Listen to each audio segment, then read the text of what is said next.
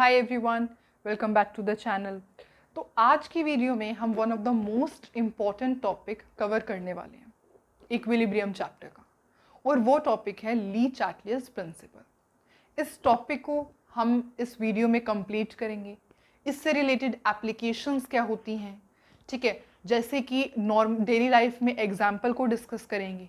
ली Chatelier's principle daily life example पे कैसे valid रहता है, इससे रिलेटेड क्वेश्चंस को प्रैक्टिस करेंगे और टॉपिक को इसी वीडियो में कंप्लीट करेंगे। तो करते हैं स्टार्ट विद दिस लेक्चर। तो करते हैं start with Le Chatelier's principle. Le Chatelier's principle, okay. देखो, ली चैटलियर्स प्रिंसिपल सबसे पहले हमें पढ़ना क्यों होता है। सपोज हम एक रिएक्शन कंसीडर करते हैं। देखो, अब आपको पता ही है कि इक्विलिब्रियम, तो इन दिस रिएक्शन, ये रिएक्शन इक्विलिब्रियम पर रिएक्शन है ना, रिवर्सिबल रिएक्शन है। तो जो रिएक्शन एट इक्विलिब्रियम होती है, एट इक्विलिब्रियम पर अगर आप किसी रिएक्शन को जज कर रहे हो, तो सपोज आप इसके अंदर कंसंट्रेशन चेंज करते हो, ठीक है। ये रिएक्शन है जो कि इक्विलिब्रियम पर सेटअप है। तो अगर आप किसी रिएक्शन को इक्विलिब्रियम पर जज करोगे, लाइक आपने इसकी कंसंट्रेशन चेंज कर दी, आपने हाइड्रोजन की कंसंट्रेशन चेंज कर दी, बढ़ा दी या डिक्रीज कर दी, या फिर आपने कंसंट्रेशन ऑफ प्रोडक्ट को इंक्रीज कर दिया या डिक्रीज कर दिया, तो इससे क्या इफेक्ट होगा इक्विलिब्रियम पर, हमें वो पढ़ना होता है इस प्रिंसिपल में, ठीक है। जैसे कि effect of concentration on equilibrium, equilibrium पर कंसंट्रेशन चेंज करने का क्या इफेक्ट होगा, या फिर अगर आप इस रिएक्शन का टेम्परेचर चेंज कर देते हो, if you change the temperature of this reaction, endothermic exothermic reaction suppose होगी, तो आपने टेम्परेचर सपोज इंक्रीज कर दिया या फिर टेम्परेचर डिक्रीज कर दिया, तो इक्विलिब्रियम पर क्या इफेक्ट होगा। या फिर अगर आपने प्रेशर को इंक्रीज या डिक्रीज कर दिया, ठीक है, ये रिएक्शन हो रही थी इक्विलिब्रियम पर, प्रेशर को इंक्रीज या डिक्रीज कर दिया, तो क्या इफेक्ट होगा इक्विलिब्रियम पर। हम ये सब जो है फैक्टर्स वो स्टडी करते हैं इन ली चैटलियर्स प्रिंसिपल। इतना समझ में आया हमें ली चैटलियर्स प्रिंसिपल पढ़ना क्यों होता है, क्योंकि कोई भी रिएक्शन जो कि सेटअप है एट इक्विलिब्रियम, तो उसके अंदर अगर आप कंसंट्रेशन चेंज करते हो या टेम्परेचर चेंज करते हो या प्रेशर चेंज करते हो, तो इन सब का क्या इफेक्ट होने वाला है ऑन इक्विलिब्रियम, हमें वो पढ़ना होता है। Is it clear? ओके। तो अभी हमने ये तो सीख लिया है कि हमें ली चैटलियर्स प्रिंसिपल पढ़ना क्यों है, ठीक है। पर ली चैटलियर्स प्रिंसिपल के अकॉर्डिंग होता क्या है, तो सबसे पहले इसकी डेफिनेशन समझते हैं। देखो, ली चैटलियर्स प्रिंसिपल का मतलब होता है if a system is in equilibrium, अगर कोई भी सिस्टम इक्विलिब्रियम पर है, जैसे कि ये रिएक्शन थी, ये रिएक्शन कैसे थी, एट इक्विलिब्रियम पे थी। तो अगर कोई भी सिस्टम इक्विलिब्रियम पर होता है, is subjected to change in temperature, pressure और कंसंट्रेशन। ये सिस्टम था इक्विलिब्रियम पे। अगर ये कोई सिस्टम होता है इक्विलिब्रियम पे और आप क्या कर देते हो, टेम्परेचर चेंज कर देते हो, प्रेशर चेंज कर देते हो या फिर कंसंट्रेशन चेंज कर देते हो, तो इक्विलिब्रियम कहाँ शिफ्ट हो जाता है, the equilibrium will shift to a direction that tends to change the effect imposed। ठीक है, तो इस पूरी डेफिनेशन को इस रिएक्शन पे समझते हैं। मैं तो इसको थोड़ा यहाँ लिखती हूँ, H2 प्लस में I2 is giving you 2HI। देखो, ली-चैटलियस प्रिंसिपल के according if a system is in equilibrium, ये सिस्टम इक्विलिब्रियम में, is subjected to change in, और इसके अंदर सपोज आप टेम्परेचर चेंज कर देते हो, प्रेशर चेंज कर देते हो, या फिर कंसंट्रेशन चेंज कर देते हो, तो इक्विलिब्रियम उस डायरेक्शन में शिफ्ट हो जाएगा। Equilibrium will shift to that direction that tends to change the effect imposed। ठीक है, जो आपने इफेक्ट डाला है उसको इम्पोज करने वाली डायरेक्शन में ये इक्विलिब्रियम शिफ्ट हो जाता है।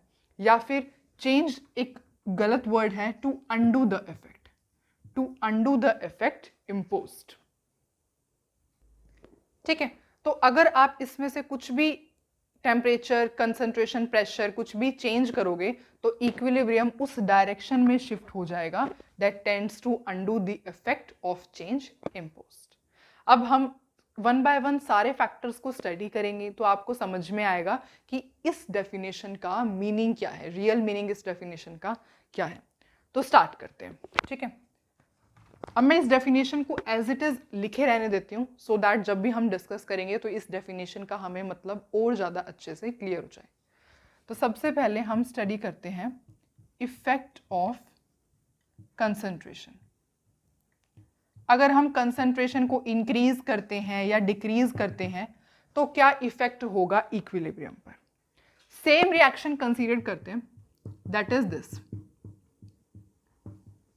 सपोज हमने ये रिएक्शन कंसीडर की, अब ये रिएक्शन इक्विलिब्रियम पे। ओके, अब आपने सपोज क्या किया, देखो एक बीकर में डिस्कस करते हैं, ये बीकर था, आपने ये रिएक्शन बीकर में करवा रहे हो और यहाँ पे 2HI बन रहा है। ठीक है, ये बीकर है, बीकर के अंदर आप ये रिएक्शन करवा रहे हो, तो अभी जो ये रिएक्शन हो रही है ये स्टेबल कंडीशन में है। This reaction is stable, equilibrium है ना इस रिएक्शन के अंदर, तो रिएक्शन जो है एट इक्विलिब्रियम होने की वजह से ये अभी स्टेबल है। तो सपोज आपने क्या किया, आपको कंसंट्रेशन चेंज करवा के देखना है कि क्या इफेक्ट होगा इक्विलिब्रियम पे, है ना, हमें कंसंट्रेशन चेंज करवानी है। तो सपोज हमने क्या किया, हमने इसके अंदर हाइड्रोजन को ऐड कर दिया।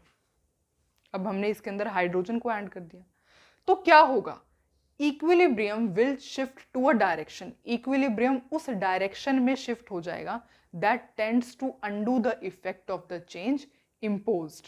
मतलब कि आप हाइड्रोजन ऐड कर रहे हो, हाइड्रोजन ऐड कर रहे हो का मतलब इसकी कंसंट्रेशन अब इंक्रीज होगी। हाइड्रोजन आप ऐड कर रहे हो या फिर अगर आप आयोडीन भी ऐड कर रहे हो तो रिएक्टेंट की कंसंट्रेशन तो इंक्रीज होगी। अब कैसी होगी, अब ये अनस्टेबल रिएक्शन होगी। क्यों, क्योंकि इक्विलिब्रियम पे थी रिएक्शन पहले और आपने इसका इक्विलिब्रियम को अनस्टेबल कर दिया। अब ये रिएक्शन इक्विलिब्रियम पे नहीं है, पर ये रिएक्शन दोबारा स्टेबल होना चाहेगी। और वो कैसे होगी, इक्विलिब्रियम उस डायरेक्शन में शिफ्ट हो जाएगा जो कि इस चेंज को अंडू कर सके। मतलब इसकी हाई कंसंट्रेशन है, तो अगर सपोज आप ये फॉरवर्ड डायरेक्शन, अगर फॉरवर्ड डायरेक्शन में मूव करवा दोगे, रिएक्शन फॉरवर्ड डायरेक्शन में होने लग जाएगी तो ज़्यादा अमाउंट ऑफ द प्रोडक्ट बनेगा, है ना, more amount of the product बनेगा, तो फिर इसकी कंसंट्रेशन धीरे धीरे कम होने लग जाएगी। जब तक कम होगी जब तक कि दोबारा इक्विलिब्रियम नहीं आ जाता। Is it clear? देखो दोबारा से समझाती हूँ मैं आपको, इसको मैं रब करती हूँ, यहाँ पे देखते हैं इस रिएक्शन को। देखो, it's very important to understand the meaning of these two lines. बस मैं इसको इसलिए दोबारा समझा रही हूँ। देखो ये रिएक्शन है, अभी इक्विलिब्रियम पे है, इक्विलिब्रियम पे होने की वजह से ये अभी स्टेबल रिएक्शन है। ठीक है, हमें ये चेक करना है कि अगर हम कंसंट्रेशन को इंक्रीज करते हैं, डिक्रीज करते हैं, तो इक्विलिब्रियम पर क्या इफेक्ट होगा। ली-चैटलियस प्रिंसिपल में यही होता है।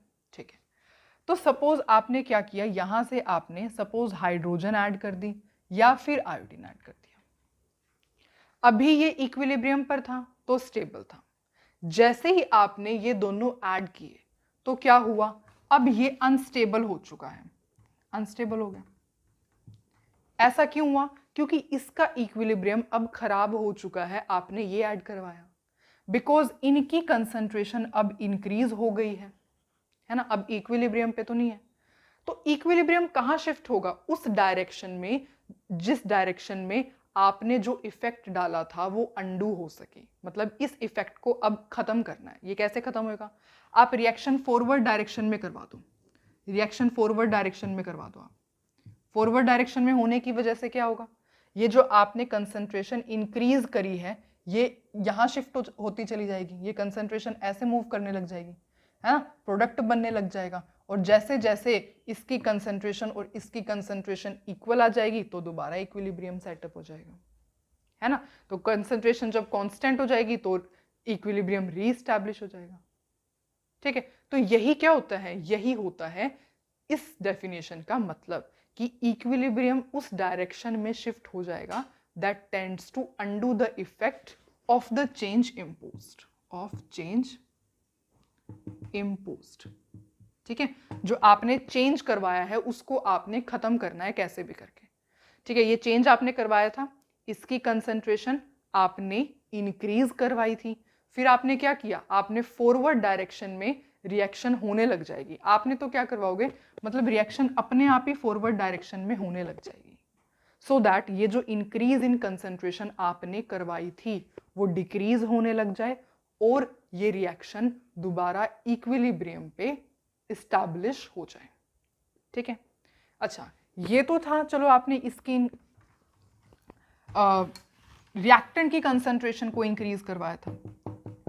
अब सपोज आपने क्या किया, प्रोडक्ट की प्रोडक्ट आपने दोबारा HI और डाल दिया, आपने HI ऐड करवा रहे हो। अभी रिएक्शन कैसी है? अभी तो रिएक्शन इक्विलिब्रियम पे है, अभी रिएक्शन इक्विलिब्रियम पे है तो स्टेबल है। ठीक है, पर जैसे ही आपने HI ऐड करवाया अब इक्विलिब्रियम पे भी नहीं है और स्टेबल भी नहीं है।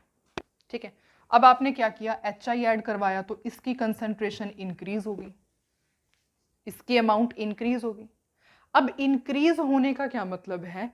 अनस्टेबिलिटी आ गई सिस्टम में, क्योंकि इक्विलिब्रियम पे था, स्टेबल था, आपने इसकी अमाउंट इंक्रीज करके अनस्टेबल कर दिया। तो क्या होगा? हम इक्विलिब्रियम कौन सी डायरेक्शन में शिफ्ट होगा कि इसकी अमाउंट को हमें डिक्रीज करना है। आपने इंक्रीज करवाया पर इक्विलिब्रियम कैसे शिफ्ट होगा? To decrease, to undo the effect of the change imposed. तो यहां जब आप ये रिएक्शन यहां शिफ्ट होने लग जाएगी, ऐसे ऐसे होने लग जाएगी, इसका मतलब क्या है? मोर अमाउंट ऑफ रिएक्टेंट्स बनने लग जाएंगे, तो इसकी कंसंट्रेशन डिक्रीज करने लग जाएगी। मतलब इन दोनों की जो कंसंट्रेशन है, अमाउंट है, इन शॉर्ट जो इक्विलिब्रियम है वो दोबारा इस्टैब्लिश हो जाएगा। तो आपने जब प्रोडक्ट की कंसंट्रेशन को इंक्रीज किया तो इक्विलिब्रियम कौन सी डायरेक्शन में चलने लगा? बैकवर्ड डायरेक्शन में, बैकवर्ड डायरेक्शन। ठीक है, ये आपने इसकी कंसंट्रेशन को इंक्रीज किया था तो हमें तो इक्विलिब्रियम वाली स्टेबल स्टेट चाहिए, है ना। तो इसको हम कैसे इफेक्ट को वो कर सकते हैं? बस इंक्रीज कर रहे हो तो यहाँ पे क्या है? ये रिएक्शन यहाँ चलने लग जाएगी, सो दैट मोर इसकी कंसंट्रेशन को डिक्रीज हो जाएगी, डिक्रीज हो जाएगी तो यहाँ जब जो है इक्वल अमाउंट हो जाएगी तो इक्विलिब्रियम दोबारा सेटअप हो जाएगा, स्टेबल स्टेट दोबारा बन जाएगी। ठीक है, तो आपने दोनों की कंसंट्रेशन को इंक्रीज करवा के देख लिया, रिएक्टेंट की इंक्रीज करवा के देख ली और प्रोडक्ट की इंक्रीज करवा के देख ली। इससे हमें क्या पता चलता है? इससे हमें ये पता चलता है, हमारे पास ये कंक्लूजन आता है कि इफ रिएक्टेंट की concentration of reactant is increased, अगर आप रिएक्टेंट की कंसंट्रेशन इंक्रीज करवा रहे हो then equilibrium will shift to forward direction। ठीक है, और जब आप if concentration of product is increased, अगर आप प्रोडक्ट की कंसंट्रेशन को इंक्रीज करवा रहे हो तो equilibrium will shift to backward direction। ठीक है, तो अभी हमने जो रिएक्शन को स्टडी किया उसमें इफेक्ट ऑफ कंसंट्रेशन से हमें ये दोनों कंक्लूजन मिले, और यही कंक्लूजन मेन है, ठीक है, कि अगर आप रिएक्टेंट की, अब जैसे ये रिएक्शन दोबारा से कंसीडर करते हैं, ये रिएक्शन थी, if concentration of reactant is increased, इनमें से किसी की भी या इन दोनों की भी कंसंट्रेशन को इंक्रीज करोगे तो equilibrium will shift to forward direction. Equilibrium reaction जो होगी वो फॉरवर्ड डायरेक्शन में जाने लग जाएगी, रिएक्शन अपने आप ही फॉरवर्ड डायरेक्शन में जाने लग जाएगी। क्यों? क्योंकि इसकी कंसंट्रेशन इंक्रीज करी थी, तो इस इफेक्ट को अंडू करने के लिए मोर, ये जो रिएक्टेंट है वो more amount of product banana start कर सके, सो दैट इक्विलिब्रियम दोबारा आ सके। और इफ प्रोडक्ट की अगर आप यहाँ पर सपोज हाइड्रोजन प्लस में आयोडीन, अब सपोज आप प्रोडक्ट की कंसंट्रेशन को इंक्रीज कर रहे हो, आप प्रोडक्ट की कंसंट्रेशन को इंक्रीज कर रहे हो तो equilibrium will shift to backward direction. ये जो मतलब रिएक्शन जो होगी वो इस डायरेक्शन में आना स्टार्ट हो जाएगी अपने आप, ठीक है, रिएक्टेंट बनाने लग जाएगी। क्यों?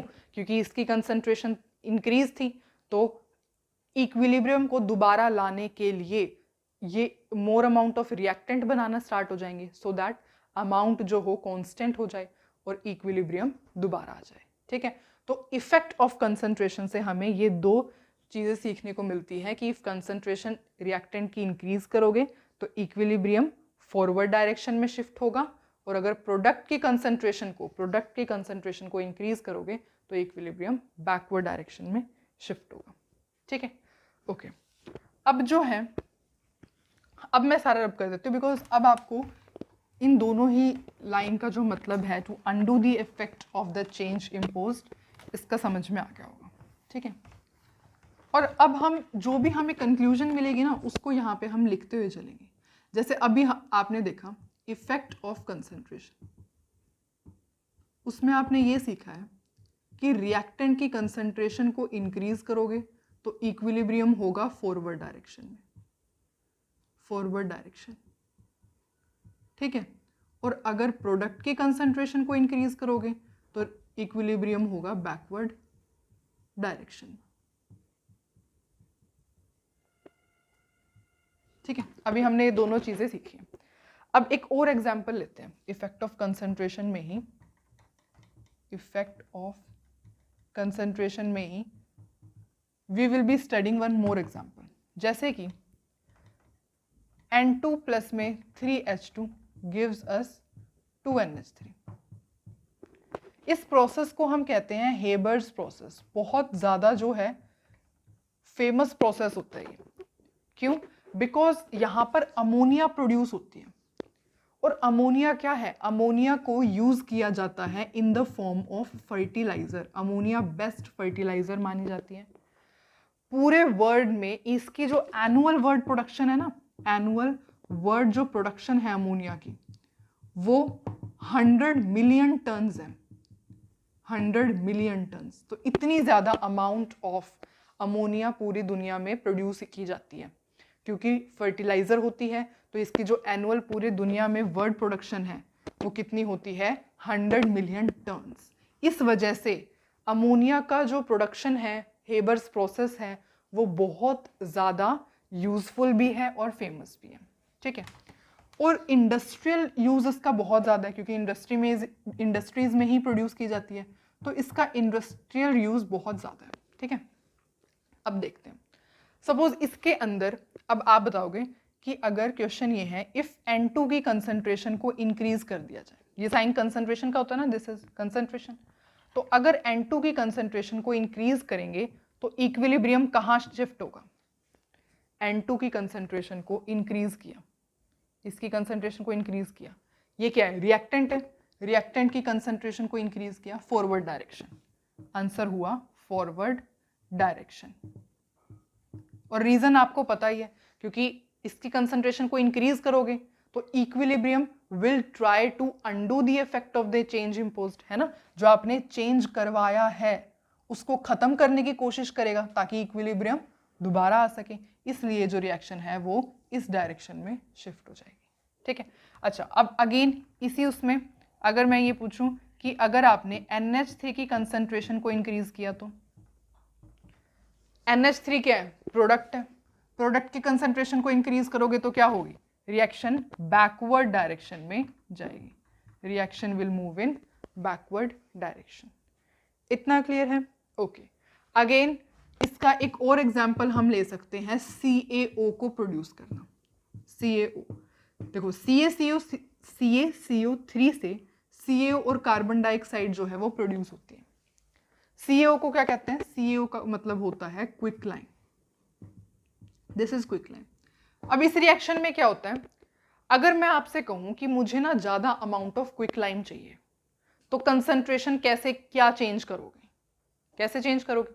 अगर आपको प्रोडक्ट की ज्यादा अमाउंट चाहिए, आप चाहते हो कि फॉरवर्ड रिएक्शन हो, प्रोडक्ट की अमाउंट तो तभी ज्यादा मिलेगी ना जब फॉरवर्ड रिएक्शन होगी, तो जब रिएक्टेंट की कंसंट्रेशन को इंक्रीज कर दो, मतलब CaCO3 की कंसंट्रेशन को इंक्रीज कर दो, तो प्रोडक्ट की अमाउंट आपको ज्यादा मिल जाएगी। ठीक है। और ये जो कार्बन डाइऑक्साइड होती है, इसको गैस होती है तो इसको हम एस्केप करवा देते हैं इन द इन्वायरमेंट। ठीक है। ऐसे बहुत सारी रिएक्शंस हो सकती हैं, इसके एग्जांपल्स बहुत सारे हो सकते हैं, पर हमें जो कंक्लूजन मिला है वो ये है कि अगर रिएक्टेंट की कंसंट्रेशन इंक्रीज होगी, रिएक्टेंट की कंसंट्रेशन इंक्रीज होगी तो equilibrium will shift in forward direction. इसकी कंसंट्रेशन इंक्रीज कर रहे हो ना तो यहां जाएगा ऐसे, और जब इसकी कंसंट्रेशन इंक्रीज कर रहे हो तो यहां बैकवर्ड डायरेक्शन में रिएक्शन जाएगी। ठीक है। ओके। तो अगर सपोज आपसे कोई पूछे कि अमोनिया, एक इतना अच्छा क्वेश्चन बन सकता है कि ammonia is used in as a fertiliser, इसकी एनुअल वर्ल्ड प्रोडक्शन भी इतनी ज़्यादा है, तो अगर इंडस्ट्रियल जो होता है, इंडस्ट्रीज़ के अंदर टाइम वेस्टेज को मतलब अवॉइड किया जाता है, इस वजह से वो क्या करते हैं, उन्हें ज़्यादा अमोनिया चाहिए।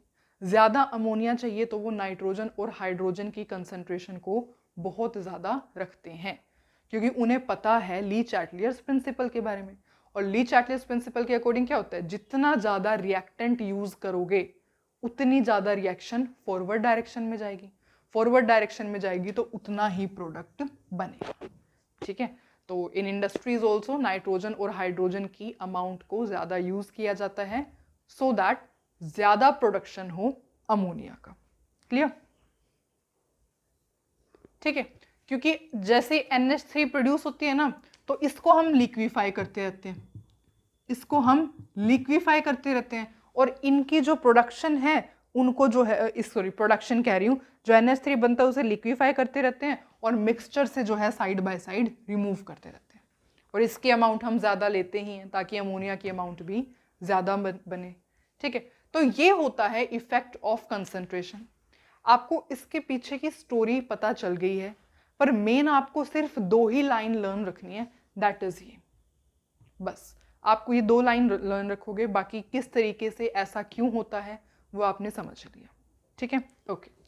तो अब आपने एक फैक्टर समझ लिया, that is effect of concentration. Concentration का क्या इफेक्ट होता है। क्लियर? ओके। अब हम समझते हैं effect of temperature. Effect of temperature, temperature का क्या इफेक्ट होता है। देखो, आपको पता होगा, वैसे मैंने इक्विलिब्रियम चैप्टर में करवाते टाइम ही आपको ये बात बताई थी, और मुझे ये ध्यान नहीं है कि इस वीडियो में मैंने बताई थी आपको, पर जब भी कोई रिएक्शन होती है ना, रिवर्सिबल रिएक्शन होती है, तो अगर फॉरवर्ड डायरेक्शन में रिएक्शन एंडोथर्मिक है तो ये कॉमन सेंस होगी कि बैकवर्ड डायरेक्शन की रिएक्शन एक्सोथर्मिक होगी।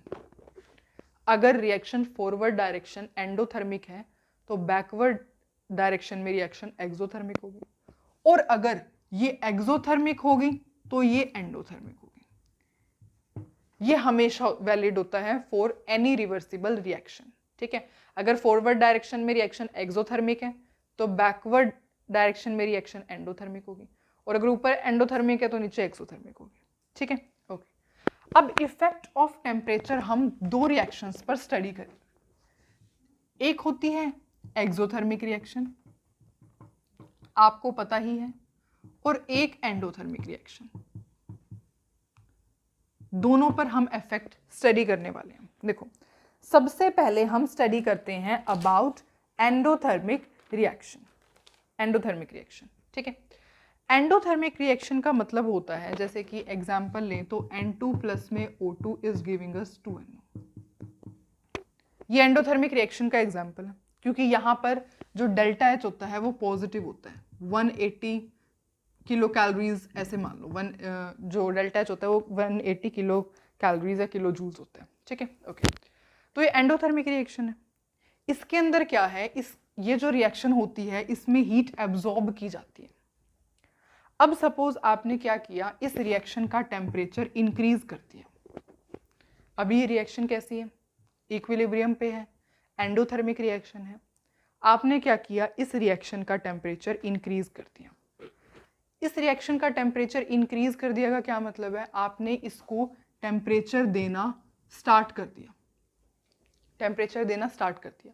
तो जैसे आप टेम्परेचर दोगे तो क्या होगा, टेम्परेचर दोगे इसका मतलब क्या है, और आप अमाउंट ऑफ द हीट ज्यादा दे रहे हो, है ना, अमाउंट ऑफ हीट आप ज्यादा दे रहे हो। इसका क्या मतलब है, इक्विलिब्रियम कौन सी डायरेक्शन में शिफ्ट होगा, equilibrium will shift to that direction, will shift to that direction in which release of heat is taken place, है ना, जहां पर रिलीज ऑफ हीट हो रही होगी इक्विलिब्रियम, तो उस डायरेक्शन में चलेगा, क्योंकि अंडू करता है, मतलब अपोजिट वर्क करता है। टेम्परेचर इंक्रीज कर रहे हो मतलब अमाउंट ऑफ हीट को इंक्रीज कर रहे हो, तो इक्विलिब्रियम कहाँ शिफ्ट होगा, उस डायरेक्शन में जहां पर हीट रिलीज हो रही होगी।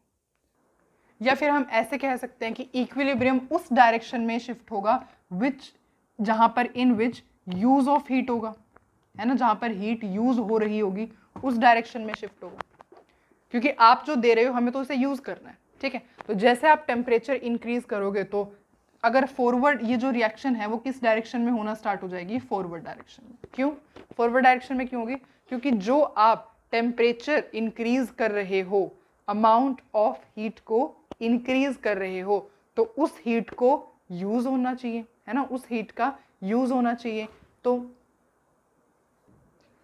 तो जैसे टेम्परेचर को इंक्रीज करोगे, अमाउंट ऑफ हीट को इंक्रीज करोगे, तो इक्विलिब्रियम उस डायरेक्शन में शिफ्ट हो जाएगा जहां पे यूज होगा हीट का, ठीक है। तो इस वजह से equilibrium will start shifting to the forward direction. तो आप डायरेक्ट यहाँ पे लिख सकते हो कि एंडोथर्मिक रिएक्शन में टेम्परेचर इंक्रीज करोगे तो इक्विलिब्रियम फॉरवर्ड डायरेक्शन में शिफ्ट हो जाएगा, ठीक है। पूरा सेंटेंस भी लिख सकते हो, equilibrium will shift to forward direction, clear, okay. अब सपोज इसी के अंदर आप टेम्परेचर डिक्रीज करते हो तो बस इफेक्ट क्या हो जाएगा, अपोजिट हो जाएगा। टेम्परेचर इंक्रीज कर रहे हो तो फॉरवर्ड डायरेक्शन में जा रहा है, टेम्परेचर डिक्रीज करोगे तो equilibrium will shift to backward direction, ठीक है। क्योंकि इसको तो हीट की जरूरत है, आप क्या कर रहे हो, ये तो अभी एंडोथर्मिक रिएक्शन है, टेम्परेचर डिक्रीज कर रहे हो। टेम्परेचर डिक्रीज करने का क्या मतलब है, उसको हमें मिनिमाइज करना है ना, उस इफेक्ट को अंडू करना है। तो इस वजह से जो इक्विलिब्रियम होगा वो बैकवर्ड डायरेक्शन में शिफ्ट होना स्टार्ट कर देगा, ठीक है, ओके। अब अगर एक्सोथर्मिक रिएक्शन के केस की बात की जाए तो एक्सोथर्मिक रिएक्शन जैसे कि आपके जो हेबर्स प्रोसेस होता है, N2 प्लस में 3H2 गिव्स अस 2NH3, ये एक्सोथर्मिक रिएक्शन का एग्जाम्पल होता है। यहाँ पर हीट रिलीज होती है। अब सपोज एक्सोथर्मिक रिएक्शन के केस में आपने टेम्परेचर को इंक्रीज कर दिया। If you are increasing the temperature of exothermic reaction के अंदर अगर आप टेम्परेचर को इंक्रीज करते हो तो इसके अंदर क्या है, एक्सोथर्मिक रिएक्शन में हीट रिलीज होती है, हीट रिलीज हो रही है, यहाँ पे हीट इज रिलीजिंग, क्या लिख रही हूं मैं, ये हीट रिलीज हो रही है यहाँ पे, ठीक है। और आप क्या कर रहे हो, टेम्परेचर इंक्रीज कर रहे हो। टेम्परेचर इंक्रीज का क्या मतलब है, अमाउंट ऑफ हीट दे रहे हो, है ना, अमाउंट ऑफ हीट इसे दे रहे हो ना, इसको अमाउंट ऑफ हीट दे रहे हो, तो उस अमाउंट ऑफ हीट को तो हमें यूज करना है, we have to use that amount of heat. वो अमाउंट ऑफ हीट कैसे यूज होगी, जब आप ये रिएक्शन बैकवर्ड डायरेक्शन में चलने लग जाए, है ना। वो जो आप अमाउंट ऑफ हीट दे रहे हो, टेम्परेचर इंक्रीज कर रहे हो, तो वो कैसे अंडू हो सकती है, उसका इफेक्ट कैसे अंडू हो सकता है, जब रिएक्शन बैकवर्ड डायरेक्शन में चलने लग जाएगी। इस वजह से अगर आप एक्सोथर्मिक रिएक्शन के केस में टेम्परेचर इंक्रीज करते हो तो equilibrium will shift to backward direction. और वही कहानी अगर टेम्परेचर डिक्रीज पे पूछी जाए तो केस अपोजिट हो जाएगा। टेम्परेचर डिक्रीज करोगे तो बस फॉरवर्ड डायरेक्शन में शिफ्ट होने लग जाएगा इक्विलिब्रियम। ठीक है, तो ये होता है दोनों केसेस में in terms of exothermic reaction और एंडोथर्मिक रिएक्शन। ठीक है, इसलिए ऐसा कहा जाता है कि जो एक्सोथर्मिक रिएक्शन होती है ना, exothermic reactions are favoured at low temperature. किसी भी एक्सोथर्मिक रिएक्शन का आप टेम्परेचर अगर देखोगे तो वो लो टेम्परेचर पर करवाई जाती है। और वही अगर आप एंडोथर्मिक रिएक्शन की बात करोगे, जो एंडोथर्मिक रिएक्शन होती है are favoured at high temperature.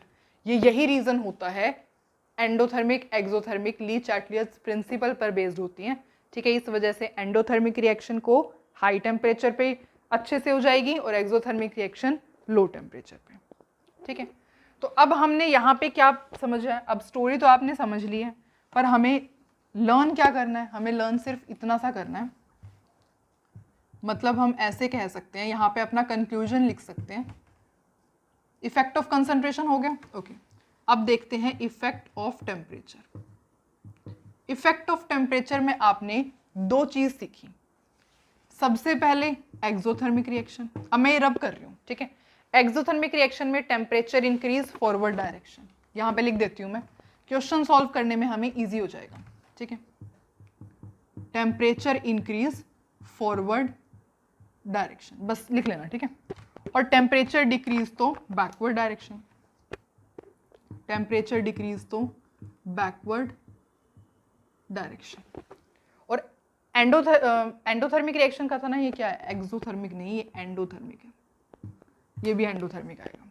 ठीक है, और एक्सोथर्मिक रिएक्शन की बात करेंगे तो in terms of exothermic reaction temperature increase करोगे तो बैकवर्ड डायरेक्शन में जाएगी और टेम्परेचर डिक्रीज करोगे तो फॉरवर्ड डायरेक्शन। तो अब हमने दो फैक्टर्स अच्छे तरीके से स्टडी कर लिए हैं, एक तो effect of concentration and other is effect of temperature. ठीक है, तो अब हमने इफेक्ट ऑफ टेम्परेचर की भी थ्योरी देख ली है। अब हम लास्ट फैक्टर स्टडी करते हैं, that is effect of pressure. Pressure का क्या इफेक्ट होता है, इसको भी एग्जांपल की हेल्प से समझते हैं। देखो N2O4 है,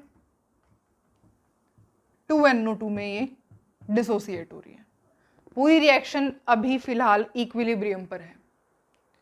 अब सपोज कहा जाए आपसे कि आपने प्रेशर को इंक्रीज कर दिया तो इक्विलिब्रियम पे क्या इफेक्ट होगा। प्रेशर इंक्रीज कर रहे हो तो आपको पता है इक्विलिब्रियम विल शिफ्ट टू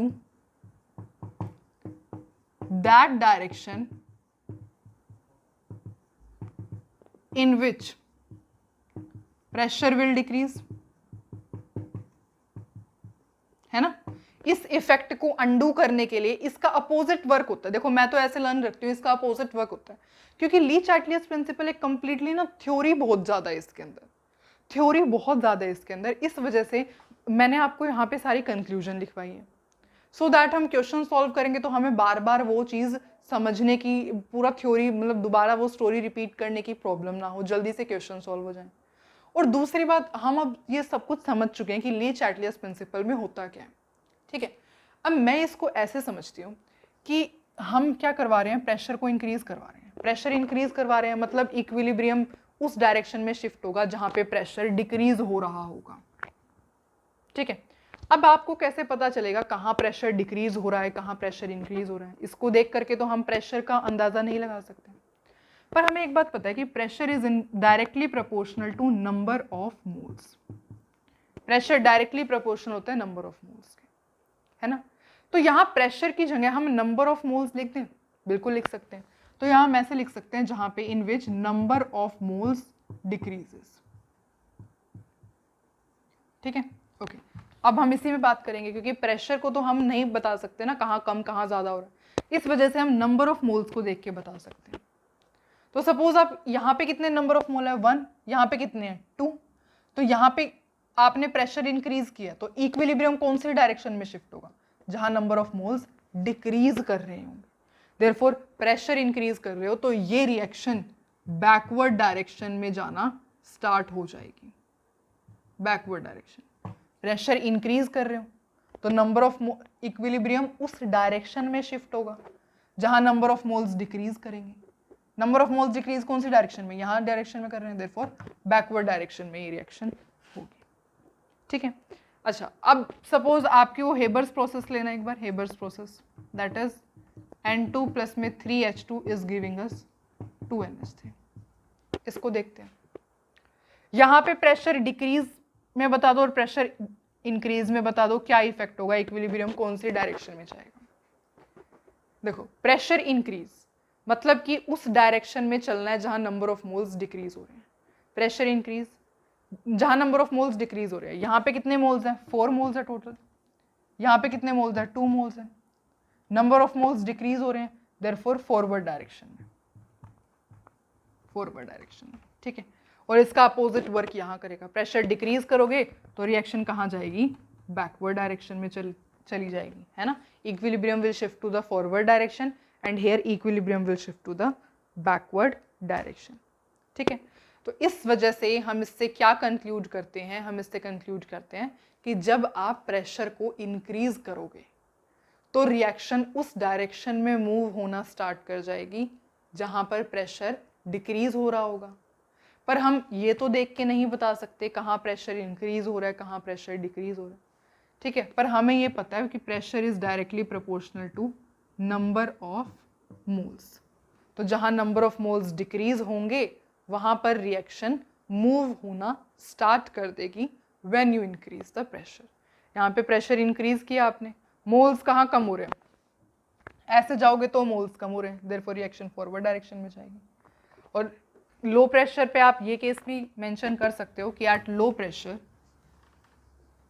हम लिख सकते हैं ऐसे कि एट जब आप प्रेशर लो करोगे equilibrium will shift to equilibrium will shift to direction in which number of moles, जहां पर नंबर ऑफ मोल्स इंक्रीज करेंगे। ठीक है, तो अभी इफेक्ट ऑफ टेम्परेचर से आपको ये दोनों कंक्लूजन मिले हैं। ठीक है, तो हम यहाँ पर लिख देते हैं कि अगर प्रेशर इंक्रीज करवाओगे तो उस डायरेक्शन में होगी जहाँ नंबर ऑफ मोल्स डिक्रीज करेंगे, और प्रेशर डिक्रीज करोगे तो नंबर ऑफ मोल्स इंक्रीज। ठीक है, प्रेशर डिक्रीज करोगे तो रिएक्शन उस डायरेक्शन में जाएगी जहाँ नंबर ऑफ मोल्स डिक्रीज करेंगे, और प्रेशर डिक्रीज करोगे तो रिएक्शन उस डायरेक्शन में जाएंगी जहाँ नंबर ऑफ मोल्स इंक्रीज करेंगे। ठीक है, ओके ठीक है। तो अब एक और क्वेश्चन ट्राई करते हैं इसी टॉपिक से रिलेटेड, और वो क्या है, सपोज क्वेश्चन ये है कि हाइड्रोजन प्लस में iodine is giving us 2HI। अब बताओ प्रेशर इंक्रीज करने पे क्या होगा, प्रेशर डिक्रीज करने पे रिएक्शन कौन सी डायरेक्शन में जाएगी। तो देखते हैं, प्रेशर डिक्रीज का मतलब प्रेशर इंक्रीज मतलब क्या, नंबर ऑफ मोल्स डिक्रीज होने चाहिए। यहाँ पे कितने 1, यहाँ पे मतलब टोटल 2 मोल्स है यहाँ पे, है ना। यहाँ पे कितने, यहाँ पर भी टोटल 2 मोल्स है। अब क्या करेंगे, तो मोल्स सेम आ गए, तो इसका मतलब इन दोनों ही चीज का इस रिएक्शन पर कोई इफेक्ट नहीं होगा। ठीक है, जब रिएक्शन जो होती है, जब number of moles both the side same आ जाते हैं तो प्रेशर को इंक्रीज करो चाहे डिक्रीज करो, there will be no effect. ठीक है, pressure will have no effect on this kind of equilibrium. तो ये रिएक्शन किसी भी डायरेक्शन में हो सकती है, फॉरवर्ड में भी हो सकती है, बैकवर्ड में भी हो सकती है। ठीक है, प्रेशर का इसके ऊपर कोई इफेक्ट नहीं होगा। तो आपको बात ध्यान रखनी है, जब डेल्टा Ng सेम आ जाए, प्रोडक्ट के भी सेम हो जाए और रिएक्टेंट के भी सेम हो जाए, तो pressure will have no effect on equilibrium, फिर इक्विलिब्रियम पे प्रेशर का कोई इफेक्ट नहीं होता। ठीक है, तो अब हमने तीनों ही फैक्टर्स स्टडी कर लिए, that is concentration, temperature and pressure. ठीक है, उनका चेंज करने पर, उनको इंक्रीज डिक्रीज करने पर इक्विलिब्रियम पर क्या इफेक्ट होता है, और उन सब की कंक्लूजन अब हम यहाँ लिख चुके हैं। तो अब हमारा मेन काम है क्वेश्चंस को सॉल्व करना। पहले क्वेश्चंस को सॉल्व करते हैं, फिर हम आगे टॉपिक स्टार्ट करेंगे। तो अब सबसे पहले ये दोनों क्वेश्चंस ट्राई करते हैं। ये नीट 2018 में आया था, ठीक है, और ये जो है नीट 2014 में आया था। तो इन दोनों ही क्वेश्चंस को अब हम ट्राई करेंगे। देखो, हमें क्या करवाना है, मैक्सिमम फॉर्मेशन ऑफ प्रोडक्ट करवानी है। यहाँ ये हमें ज़्यादा चाहिए। ये रिएक्शन कैसी है, एक्सोथर्मिक रिएक्शन है, डेल्टा एच इज नेगेटिव, तो एक्सोथर्मिक रिएक्शन है। तो ऑप्शंस हमारे पास ये हैं, एक्चुअली 4 ऑप्शंस थे, पर इनमें से आप बता पाओगे, ठीक है, कि इनमें से कौन सी कंडीशन ज़रूरी होगी इस रिएक्शन के लिए ताकि ये ज़्यादा अमाउंट ऑफ प्रोडक्ट बना सकें। देखो, डेल्टा एच नेगेटिव का क्या मतलब है, ये रिएक्शन है exothermic, this reaction is exothermic. और होना क्या चाहिए, एक्सोथर्मिक रिएक्शन है, तो हमें क्या चाहिए, हमें तो प्रोडक्ट की ज़्यादा अमाउंट चाहिए। प्रोडक्ट की ज़्यादा अमाउंट कब आएगी, प्रोडक्ट की ज़्यादा अमाउंट जब आएगी, तब आएगी जब ये फॉरवर्ड डायरेक्शन में मूव हो, है ना। हमें तो क्या चाहिए, हमें चाहिए कि रिएक्शन फॉरवर्ड डायरेक्शन में जाए, हमें चाहिए कि ये रिएक्शन फॉरवर्ड डायरेक्शन में जाए। जितनी ज़्यादा फॉरवर्ड डायरेक्शन में चलेगी उतनी ही ज़्यादा प्रोडक्ट की अमाउंट बनेगी। तो और है कैसी एक्सोथर्मिक, एक्सोथर्मिक में हमें रिजल्ट क्या चाहिए, फॉरवर्ड डायरेक्शन। ये कब आएगा, जब टेम्परेचर डिक्रीज हो, तो टेम्परेचर डिक्रीज। आंसर तो यहीं से पता लग गया है, पर प्रेशर का केस और देख लेते हैं। अब प्रेशर इंक्रीज, मतलब सॉरी, टेम्परेचर डिक्रीज हो गया, हमें क्या चाहिए, फॉरवर्ड डायरेक्शन में रिएक्शन जाए। ठीक है, फॉरवर्ड डायरेक्शन में रिएक्शन चाहिए हमें। तो फॉरवर्ड डायरेक्शन में अब इन दोनों में से कौन सा केस बनेगा कि रिएक्शन फॉरवर्ड डायरेक्शन में। ऑफ कोर्स प्रेशर इंक्रीज करोगे तभी तो रिएक्शन फॉरवर्ड डायरेक्शन में जाएगी, है ना, तभी तो रिएक्शन फॉरवर्ड डायरेक्शन में जाएगी। क्यों, क्योंकि आप नोटिस कर रहे हो यहाँ क्या है, यहाँ पर 1 मोल है, यहाँ पर भी 1 मोल है, 1 + 1 मतलब यहाँ पे टोटल 2 मोल्स हैं, और यहाँ पे क्या है, यहाँ 1 मोल है। 2 मतलब यहाँ जा रहे हो तो मोल्स डिक्रीज कर रहे हैं, नंबर ऑफ मोल्स डिक्रीज कर रहे हैं। फॉरवर्ड डायरेक्शन में जाओगे जब आप यहाँ से यहाँ जा रहे हो तो नंबर ऑफ मोल्स 2 यहाँ 1, 2 से 1 हो रहे हैं, डिक्रीज कर रहे हैं, और नंबर ऑफ मोल्स डिक्रीज कर रहे हैं। हमें तो रिजल्ट पता है, लेकिन किस कंडीशन पे, एट हाई प्रेशर। देयरफॉर जब आप टेम्परेचर लो रखोगे और प्रेशर हाई रखो। अब हम ये क्वेश्चन सॉल्व करते हैं। देखो, ये रिएक्शन गिवन है आपको, एंडोथर्मिक रिएक्शन है, ठीक है। Equilibrium will shift to forward direction, forward direction पे इक्विलिब्रियम इन दोनों में से किस कंडीशन पर शिफ्ट होगा। पहले प्रेशर है तो प्रेशर का ही केस देख लेते हैं। फॉरवर्ड डायरेक्शन में जी आप देख रहे हो यहाँ पर कितने मोल्स है टोटल, 1 + 3 डेट इज 4 मोल्स है।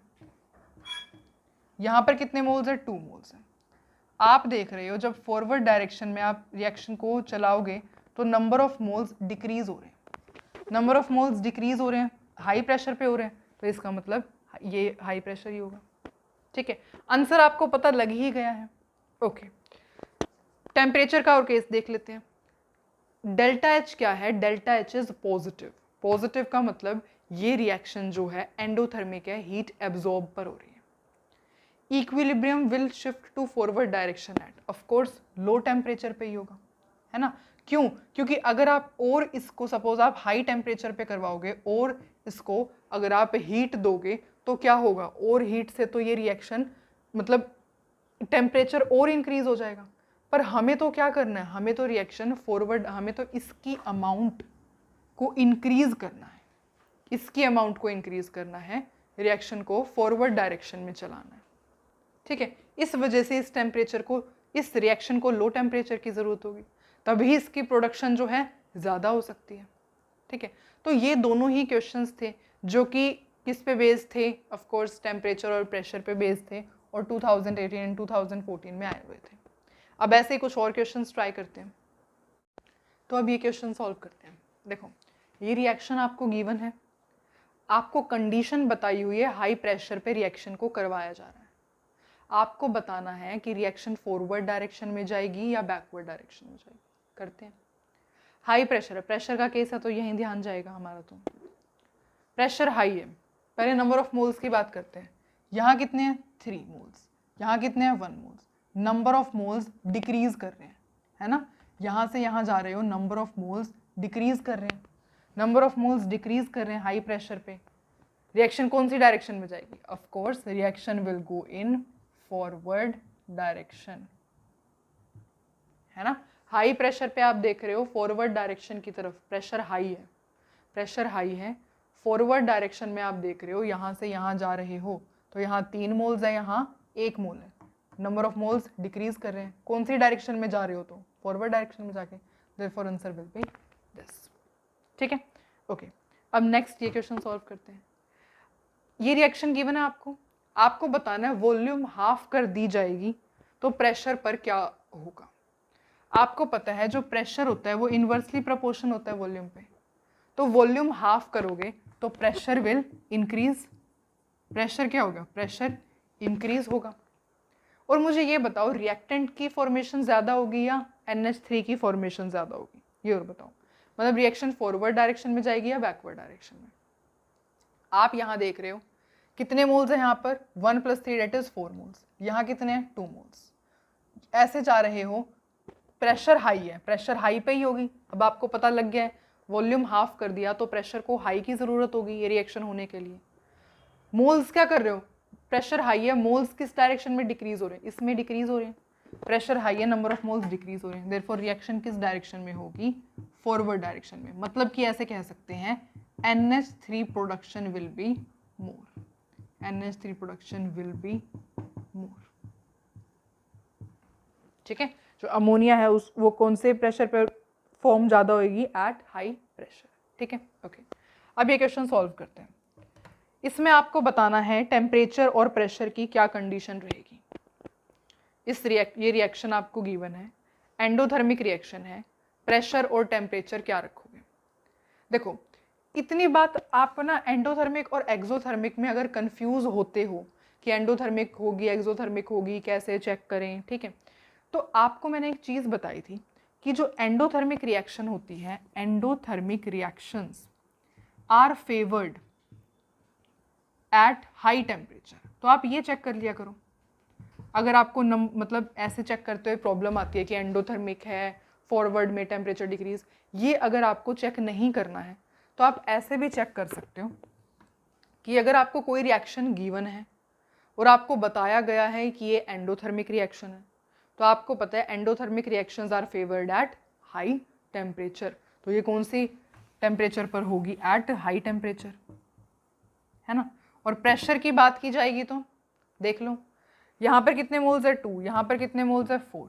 अगर ऐसे जा रहे हो आप, ऐसे जाओगे तो प्रेशर, यहाँ पे नंबर ऑफ मोल्स क्या हो रहे हैं? Number of moles is increasing, है ना। यहाँ पे 2 है, यहाँ पे 4 है, यहाँ पे 2 मोल्स हैं, यहाँ पे 3 मोल्स है, तो नंबर ऑफ मोल्स इंक्रीज हो रहे हैं, नंबर ऑफ मोल्स इंक्रीज हो रहे हैं। नंबर ऑफ मोल्स इंक्रीज हो रहे हैं का क्या मतलब है? लो प्रेशर पे हो रहे हैं, तो इसका मतलब इस रिएक्शन को होने के लिए टेम्परेचर की ज़रूरत हाई है, प्रेशर की ज़रूरत लो है।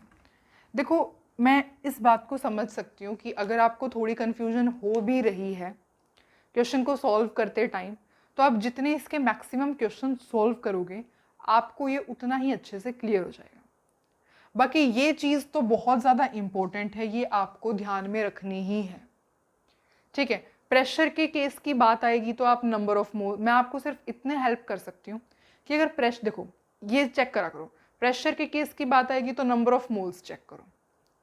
इफेक्ट ऑफ टेम्परेचर की केस की बात आएगी तो एंडोथर्मिक रिएक्शन आपको पता है, endothermic reactions are favoured at high temperature and exothermic reactions are favoured at low temperature. आप ये चेक कर लो, और कंसंट्रेशन में तो आप इजीली बता ही दोगे। ठीक है, तो प्रेशर में क्या चेक करना है? नंबर ऑफ मोल्स, और इफेक्ट ऑफ टेम्परेचर में ये देखना है कि एंडोथर्मिक रिएक्शन है तो हाई टेम्परेचर पर फेवर होगी और एक्सोथर्मिक रिएक्शन है तो लो टेम्परेचर पर फेवर होगी। और अगर आप इस तरीके से देखना चाहते हो तो you can check it by this method also. ठीक है, ठीक है। तो ये है आपकी बिल्कुल ईजीएस्ट मेथड कि आप कैसे चेक कर सकते हो effect of temperature, effect of pressure को। तो अब हम एक दो क्वेश्चंस और ट्राई कर लेते हैं इस टॉपिक से रिलेटेड। अब हम ये दोनों क्वेश्चंस ट्राई करते हैं। देखो, आपको क्या बताना है, in which of the following options equilibrium will shift to right, forward direction में जाना चाहिए अगर प्रेशर डिक्रीज करोगे। प्रेशर डिक्रीज करोगे, इक्विलिब्रियम का मतलब फॉरवर्ड डायरेक्शन में कब जाएगा, जब आपके नंबर ऑफ मोल्स इंक्रीज होंगे।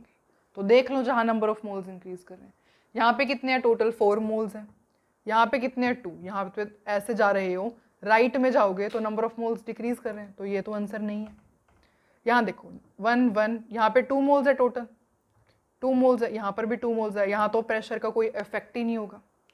यहाँ देखो 1 है, यहाँ 2 है, मतलब यहाँ जा रहे हो नंबर ऑफ मोल्स इंक्रीज कर रहे हैं, नंबर ऑफ मोल्स इंक्रीज कर रहे हैं at low pressure. Pressure low होना चाहिए, प्रेशर लो है, नंबर ऑफ मोल्स इंक्रीज कर रहे हैं, आंसर तो यही हो जाएगा। ओके, इसको देखना 1 1, मतलब यहाँ कितने मोल्स है टोटल 2 मोल्स है, यहाँ पर भी 2 मोल्स है, यहाँ पर भी प्रेशर का कोई इफेक्ट नहीं होगा, तो दिस इज द आंसर। अब यहाँ देखो rate of reaction increases at, कौन से इनमें से कौन से कंडीशंस चाहिए इस रिएक्शन को होने के लिए। क्या है, सबसे पहले टेम्परेचर देखते हैं, डेल्टा एच पॉजिटिव है, मतलब क्या है, एंडोथर्मिक रिएक्शन है। अभी मैंने आपको बताया endothermic reactions are favoured at high temperature, तो देख लो हाई टेम्परेचर कहाँ है, इन दोनों में से ही कुछ आंसर होगा क्योंकि यहाँ टेम्परेचर तो सेम है, मतलब प्रेशर भी चेक करना पड़ेगा, प्रेशर भी चेक करो। यहाँ देख रहे हो आप 1 मोल है, यहाँ पर 1 + 1 2 मोल्स है, ऐसे जा रहे हो तो नंबर ऑफ मोल्स इंक्रीज कर रहे हैं, number of moles increases, left to right जा रहे हो, नंबर ऑफ मोल्स इंक्रीज कर रहे हैं, नंबर ऑफ मोल्स इंक्रीज कर रहे हैं मतलब कब, एट लो प्रेशर पे। आपको क्या करना है, रेट ऑफ रिएक्शन इंक्रीज कर रहा है, रेट ऑफ द रिएक्शन मतलब कि जितनी जल्दी हो सके उतनी जल्दी प्रोडक्ट की फॉर्मेशन हो जाए, मतलब आपको फॉरवर्ड डायरेक्शन में जाना है। फॉरवर्ड डायरेक्शन में आप देख रहे हो यहाँ 1 थे, यहाँ 2 मोल्स हैं, नंबर ऑफ मोल्स इंक्रीज कर रहे हैं, नंबर ऑफ मोल्स इंक्रीज कर रहे हैं, कब कर रहे हैं, एट लो प्रेशर, तो प्रेशर लो होना चाहिए, प्रेशर लो होना चाहिए और टेम्परेचर हाई होना चाहिए। टेम्परेचर तो ये सेम है, प्रेशर लो कहाँ है, ये है, therefore this is the answer. ठीक है, आई होप आपको सारे क्वेश्चंस अच्छे से समझ में आए हैं। ठीक है, तो ये सब थे हमारे क्वेश्चंस, हमने अच्छे से सॉल्व किए।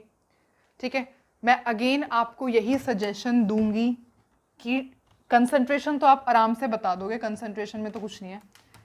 प्रेशर अगर चेक करना हो तो नंबर ऑफ मोल्स चेक करो, और अगर टेम्परेचर में कंफ्यूजन हो रही है तो ये देखो एंडोथर्मिक रिएक्शन है, तो endothermic reactions are favoured at high temperature, and exothermic reaction है तो exothermic reactions are favoured at low temperature. ठीक है, तो अब हमारा वैसे तो पूरा टॉपिक कंप्लीट हो ही गया है, पर एक एप्लीकेशंस का टॉपिक आता है, एप्लीकेशंस ऑफ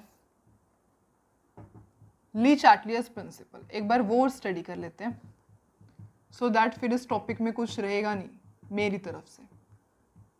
ठीक है, देखो ली-चाटलियस प्रिंसिपल बहुत एक अच्छा प्रिंसिपल है और दोनों पर ही अप्लाई होता है, वेदर फिजिकल इक्विलिब्रियम है या फिर केमिकल इक्विलिब्रियम है, दोनों केसेस में ये अप्लाई होता है। तो वही अब हम स्टडी करने वाले हैं। ठीक है, देखो पहले हम गैस और लिक्विड का सॉल्यूशन सिस्टम की बात करते हैं। ठीक है, सबसे पहले हम देखते हैं, वैसे तो इसकी एप्लीकेशंस बहुत ज़्यादा हैं, पर हम यहाँ पे जो मैं सिलेक्टेड है वही डिस्कस करेंगे सो दैट आपको समझ में आए। गैस एंड सॉल्यूशन के इक्विलिब्रियम की बात करते हैं, गैस एंड सॉल्यूशन के इक्विलिब्रियम की बात करते हैं। ठीक है, देखो आपने यहाँ पे एक बोतल ली है, दिस इज बॉटल, और यहाँ पे आराम से गैस और सॉल्यूशन के बीच में इक्विलिब्रियम सेटअप है, गैस एंड सॉल्यूशन के बीच में यहाँ पे इक्विलिब्रियम सेटअप है। और ये बोतल क्या है, कोई भी थम्स अप की बोतल ले लो, सपोज ये जो आप थम्स अप कंज्यूम करते हो ना, या कोई भी सॉफ्ट ड्रिंक की आपने बोतल यहाँ ली हुई है, कोई भी ये एरेटेड एरेटेड सोडा वाटर बोतल है, सोडा वाटर बोतल, या फिर कोई भी आपकी सॉफ्ट ड्रिंक है, कैंपा ले लो, कुछ भी, थम्स अप, कुछ भी, एनीथिंग यू वांट, ठीक है। तो सपोज आपने ये लिया हुआ है। अब यहाँ पे क्या है, ये जो गैस है वो कंप्लीटली सॉल्यूशन में डिसॉल्व है। ये जो गैस है वो कंप्लीटली इस सॉल्यूशन में डिसॉल्व है ना। अभी तक आपने आपको पता है कि इस बोतल के अंदर जो प्रेशर है वो हाई है। यहाँ पे प्रेशर हाई है। प्रेशर हाई क्यों है? देखो, प्रेशर हाई होने की वजह से ही ये जो गैस है वो इस सॉल्यूशन में डिसॉल्व है ना। जब प्रेशर हाई होता है ना, प्रेशर हाई, तो सॉल्युबिलिटी जो होती है, solubility of gas in liquid increase हो जाती है, इंक्रीजेस। जब प्रेशर हाई होता है तो solubility of the gas in liquid increase हो जाती है। यहाँ पे प्रेशर हाई है तभी गैस बिल्कुल आराम से डिसॉल्व है, सॉल्यूबल है, किसमें? सॉल्यूशन में या लिक्विड में, ठीक है। अब जैसे आप क्या करने लगे, बोतल को ओपन करने लगे, आप क्या करने लगे, बोतल को ओपन करने लगे। अब आपको पता है यहाँ तो प्रेशर हाई है और सराउंडिंग का जो प्रेशर है वो लो है ना। बाहर जो प्रेशर है, यहाँ पे जो प्रेशर है वो तो लो है। तो जैसे ही आप बोतल को ओपन करोगे तो जो ये जो गैस है ना, कार्बन डाइऑक्साइड, ये जो गैस है इट बबल्स आउट। जो carbon dioxide gas will bubble out, इसके बबल्स बनके ये बाहर आ जाएगी। क्यों? क्योंकि बाहर का जो प्रेशर है वो डिक्रीज है, प्रेशर इज डिक्रीज्ड, ठीक है। और इक्विलिब्रियम को मेंटेन करने के लिए जो गैस है वो बाहर आ जाएगी, ठीक है। क्योंकि बोतल के अंदर का जो प्रेशर था वो हाई था और बाहर प्रेशर लो है। अभी तो ये इक्विलिब्रियम में, जैसे ये बोतल में है, ये पूरा सॉल्यूशन बोतल में इक्विलिब्रियम में, पर जैसे ही आपने बोतल को खोला तो इक्विलिब्रियम में हट चुका है। अंदर प्रेशर हाई है, बाहर प्रेशर लो है।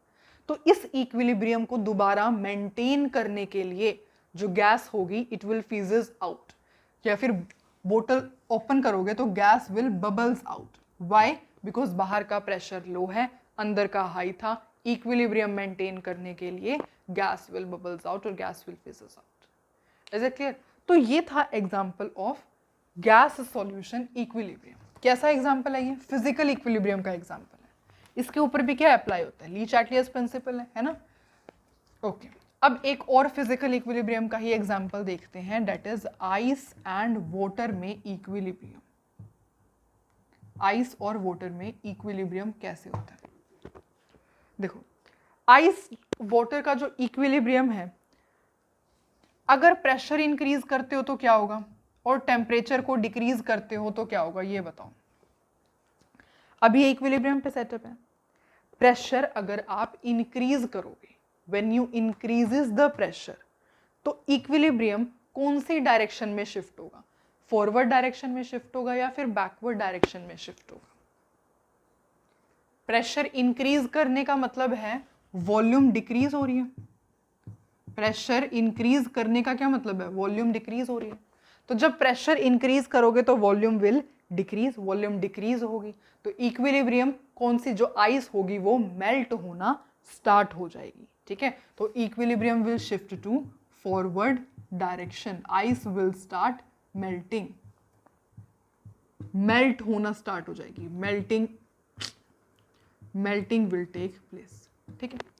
और अगर टेम्परेचर लो की बात करेंगे तो टेम्परेचर लो पे क्या होगा? टेम्परेचर लो पे जो होगा वो, टेम्परेचर लो पे तो बहुत ज्यादा आइस फ्रीज होगी। इसका मतलब क्या है? Freezing of ice will take place, freezing of ice will take place.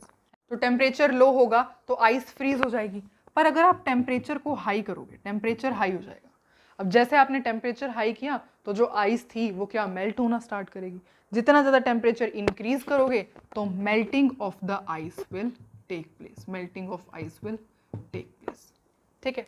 तो ये सब इफेक्ट होता है किसका? ली चाटलियस प्रिंसिपल का on the physical equilibrium and chemical equilibrium, ठीक है। मतलब दोनों पे ही अप्लाई कर सकते हो। अब आपने दोनों समझ लिए हैं, अब बस एक लास्ट एग्जाम्पल और देख लेते हैं, that is Bose process. Bose process. Bose process name आपने पहली बार सुना होगा या फिर छोटी क्लासेस में ही सुना होगा। देखो बोश प्रोसेस क्या होता है? बोश प्रोसेस का मतलब होता है मैन्युफैक्चरिंग ऑफ हाइड्रोजन। हाइड्रोजन की मैन्युफैक्चरिंग के लिए बोश प्रोसेस को यूज किया जाता है। ठीक है, इससे हम करते क्या है? इससे हम वाटर गैस लेते हैं। ये क्या है? This is water gas. इसको हम कहते हैं वाटर गैस। वाटर गैस को जब हम किसके साथ? स्टीम के साथ। ये एज अ स्टीम, वाटर को यूज किया जाता है एज अ स्टीम। ये स्टीम है, STEAM। जब वाटर गैस को स्टीम के साथ यूज किया जाता है तो आपके पास किसकी प्रोडक्शन होती है? हाइड्रोजन की प्लस में कार्बन डाइऑक्साइड की। ये जो होता है मैन्युफैक्चरिंग प्रोसेस होता है किसका? हाइड्रोजन का। ठीक है, और ये रिएक्शन कंप्लीटली एंडोथर्मिक रिएक्शन होती है। This reaction is endothermic reaction. तो अब आप मुझे बताओगे कि इफेक्ट ऑफ टेम्परेचर क्या होगा, प्रेशर का क्या होगा, एंड कंसंट्रेशन क्या होगा। मुझे क्या चाहिए? मुझे ज़्यादा अमाउंट ऑफ हाइड्रोजन चाहिए। इंडस्ट्रीज में बोश प्रोसेस को यूज़ किया जाएगा तो उन्हें क्या चाहिए? उन्हें तो ज़्यादा अमाउंट ऑफ हाइड्रोजन चाहिए। तो ज़्यादा अमाउंट ऑफ हाइड्रोजन के लिए टेम्परेचर क्या होना चाहिए? टेम्परेचर क्या होना चाहिए? अभी आप ली चैटलियर्स प्रिंसिपल पढ़ के आए हो। देखो आपको पता है manufacturing of hydrogen endothermic reaction है। Endothermic reaction are favoured at high temperature. तो जितना ज़्यादा टेम्परेचर हाई रखोगे उतनी ही ज़्यादा हाइड्रोजन की प्रोडक्शन होगी। इफेक्ट ऑफ प्रेशर की बात करते हैं। यहां देख रहे हो तो 1 + 1 + 1 3 मोल्स प्रेजेंट है। यहां देख रहे हो तो 2 + 1 3 मोल्स प्रेजेंट है। 3 मोल्स यहां पर है, 3 मोल्स यहां पर है, मतलब प्रेशर का कोई इफेक्ट नहीं होने वाला है। There will be no effect of pressure. Decrease कर दो, इंक्रीज कर दो प्रेशर का, इस रिएक्शन पे कोई इफेक्ट नहीं होगा। क्यों नहीं होगा? क्योंकि number of moles on the left hand side and right hand side are equal. Concentration कैसे करें? हमें क्या चाहिए? हमें तो इंडस्ट्रीज में लार्ज अमाउंट ऑफ हाइड्रोजन को बनाना है। तो इसकी कंसंट्रेशन को इंक्रीज करने के लिए रिएक्टेंट की कंसंट्रेशन इंक्रीज करो। जितनी ज़्यादा इनकी कंसंट्रेशन होगी उतनी ही ज़्यादा रिएक्शन फॉरवर्ड डायरेक्शन में जाएगी। ठीक है, तो आपको क्या चाहिए? You need high concentration of reactants. ठीक है, आपको रिएक्टेंट्स की हाई कंसंट्रेशन की ज़रूरत है। ठीक है, तो अगर आपके पास कोई भी प्रोसेस आपको बताया जाए कि ये प्रोसेस है, ये रिएक्शन है, अब आप बताओ कि टेम्परेचर, प्रेशर, कंसंट्रेशन की क्या रिक्वायरमेंट होगी, तो आप थ्योरी, आपने प्रैक्टिकली तो कुछ अभी सीखा नहीं है इससे रिलेटेड, पर हाँ आपने जितना थ्योरी में सीखा है, ली चैटलियर्स प्रिंसिपल में सीखा है, तो आप बता सकते हो किसी भी रिएक्शन को जज करके कि ये रिएक्शन इतने टेम्परेचर पर हो रही होगी, इतने प्रेशर पर, या कंसंट्रेशन इसकी ये होगी। क्लियर? ठीक है, ओके। तो ये था हमारा आज का लेक्चर। हमने पूरा टॉपिक यहाँ पर कंप्लीट कर लिया है। एक और बात है जो मैंने आपको नहीं बताई, मैं भूल गई, वो ये है कि अगर आप कांस्टेंट वॉल्यूम पर इनर्ट गैस को ऐड करोगे किसी भी रिएक्शन में तो उसका कोई इफेक्ट नहीं होगा। ठीक है, आप ऐसे नोट बना के लिख सकते हो, addition of inert gas at constant volume will have no effect on equilibrium.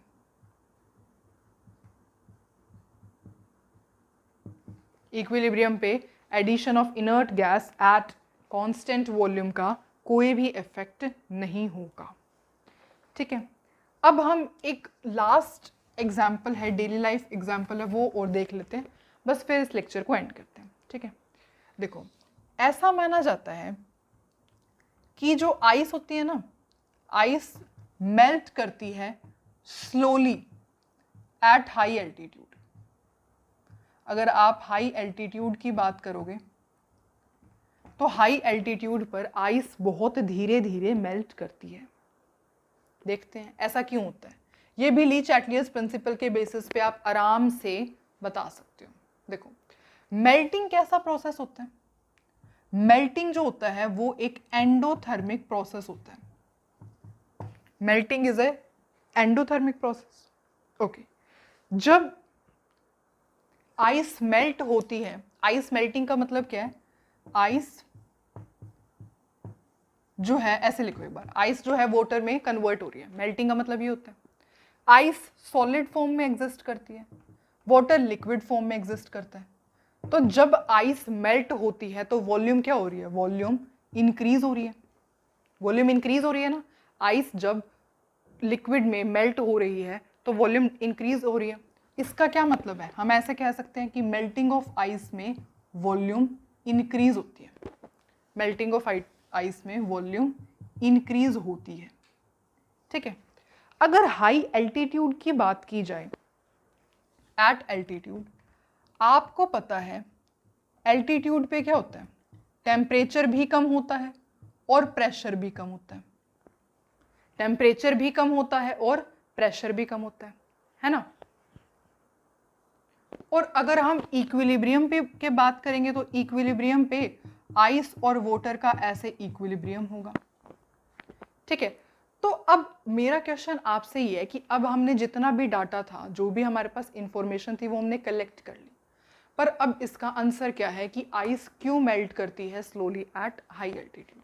देखो, मेल्टिंग ऑफ आइस, जो मेल्टिंग होता है एंडोथर्मिक प्रोसेस, और आपको पता है कि endothermic process are favoured at high temperature.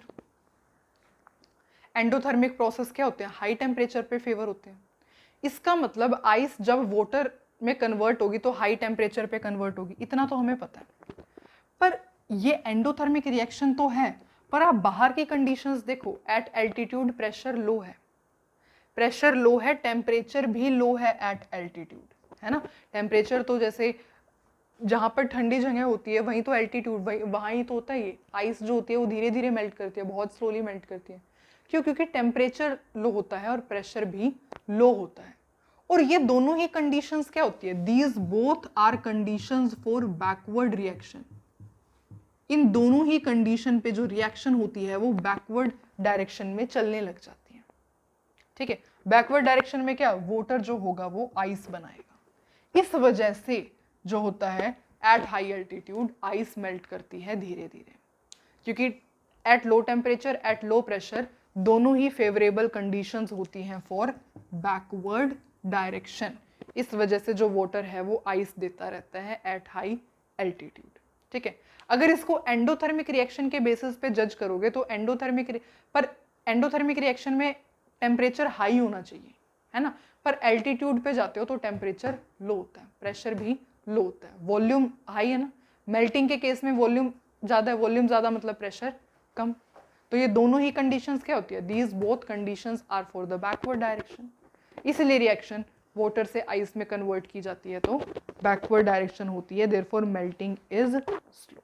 These both factors favours backward direction. Reaction की बैकवर्ड डायरेक्शन को ये दोनों फैक्टर्स फेवर करते हैं। ठीक है। Okay, so this was all about the lecture. I hope आपको अच्छे से सब कुछ समझ में आया है। स्टिल आपको कोई डाउट हो आप कमेंट सेक्शन में लिख सकते हैं। मैंने अपनी तरफ से आपको